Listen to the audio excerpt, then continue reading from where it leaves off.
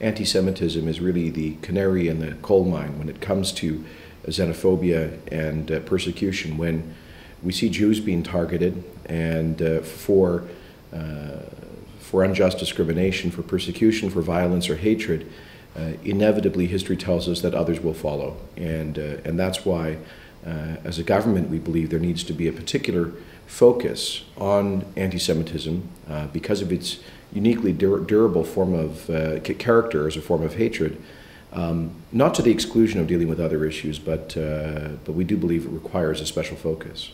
Quite frankly, Canada has taken, I think, a global leadership position on identifying and combating anti-Semitism, both here and abroad. We, for example, were the first country in the world to pull out of the UN's Durban II process after it had been so profoundly discredited by widespread and explicit expressions of anti-Semitism at Durban I, and since Durban II is being organized by many of the most anti-Semitic regimes in the world. Similarly, we have been explicit in identifying those voices that say that the Jews alone do not have the right to a homeland as being more than simply conventional criticism of a country, and in fact a crossing the line often into a form of anti-Semitism.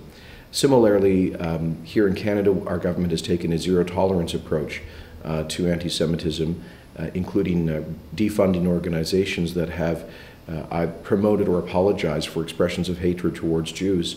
So we believe that Canada has exercised a leadership role and that other countries can learn from our experience. At the same time, I think Canada has a very positive reputation around the world for our tradition of pluralism and our ability to reconcile differences, cultural, ethnic, religious differences, peacefully through and a society which is both diverse and socially cohesive. So I think for all of those reasons, we have a lot to offer, and I think that's one of the reasons we invited the International Parliamentary Coalition to Combat Anti-Semitism to come to Ottawa in 2010.